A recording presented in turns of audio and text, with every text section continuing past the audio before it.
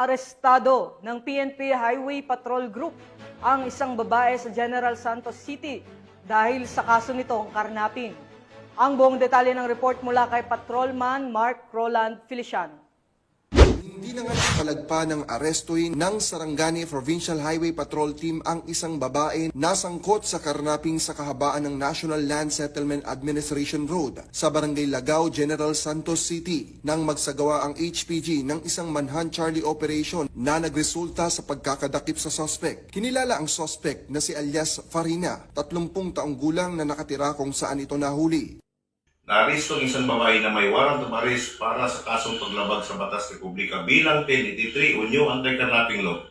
Ang nasabing kaso ay may criminal case number 8452-25 at may tinakdang pyersa na kakalaga ng 300,000 pesos sa bisa ng warrant.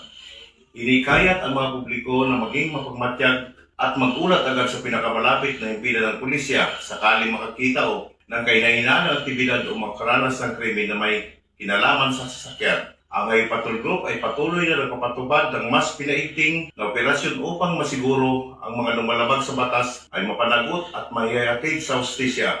Sa bisa ng warrant of arrest sa kasong Republic Act 10883 or the New Anti-Carnapping Act of 2016 na nilagdaan ni Honorable Adelbert S. Santillan, Presiding Judge ng Regional Trial Court Branch 63, Polomolok, South Cotabato nitong July 17, 2025. Binasahan nga ang suspect ng kanyang karapatan sa salitang kanyang nauunawaan at ngayon ay nasa kustodiya ng Regional Highway Patrol Unit 12 para sa investigasyon at tamang disposisyon habang inaantay ang pagharap nito sa korte. Kami ang Highway Patrol Group, ang kakampi nyo sa kalsada na patuloy na magbibigay ng serbisyong HPG. Dahil dito sa ating bagong Pilipinas, ang gusto ng pulis, ligtas ka. At sa iba pang balitang serbisyong HPG, tumutok lamang sa aming YouTube channel at Facebook page na Police News Network.